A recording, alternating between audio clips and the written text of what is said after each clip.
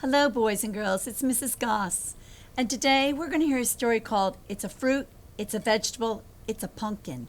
Your teachers and I will be talking to you about pumpkins in the coming days. Now, what's the biggest fruit or vegetable you can think of?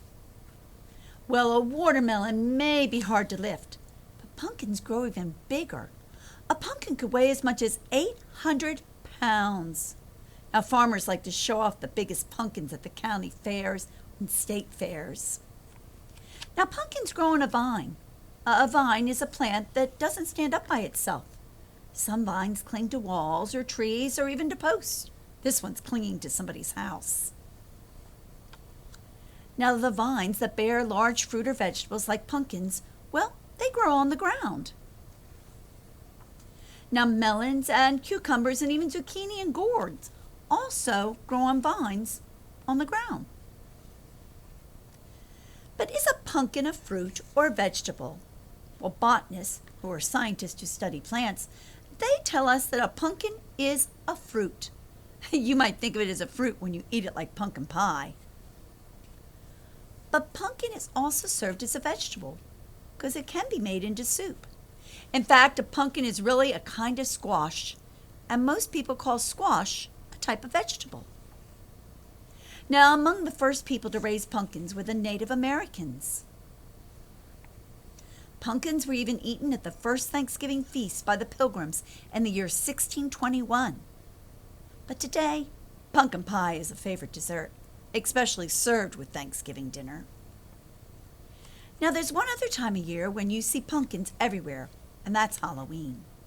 Halloween pumpkins have faces and are often called jack-o'-lanterns. You see them grinning, those jack-o'-lanterns, in windows if you go trick-or-treating. Sometimes they're even on people's porches or front steps. Now, you see them at Halloween parties, too, along with the goblins and skeletons and bats and black cats. Now, to make a jack-o'-lantern, though, you will draw a nose and eyes and a mouth on a pumpkin shell. Your grown-ups at home are going to have to do the cutting, though, for you. The first thing you'll have to do after they cut it open is you're going to have to scoop up all that pumpkin goo, is what Mrs. Goss calls it, until the inside is hollow. Now, people used to put lighted candles inside jack-o'-lanterns, but that's not really a good idea to do because a candle can start a fire. A flashlight is much safer. Or at Mrs. Goss's house, we use those glow sticks in ours. Now, if a pumpkin is too small to be carved, you can still make a jack-o'-lantern out of it. As you can see how pretty people have painted faces on these tiny little ones. Now, just paint, of course, a spooky face on a pumpkin. Spooky, but in a funny way, of course. You wouldn't want to scare your friends and families. Now, would you? Now, words you should know from this story. Jack-o'-lantern, pumpkin pie, vines, pumpkin, watermelon, squash, and cucumber.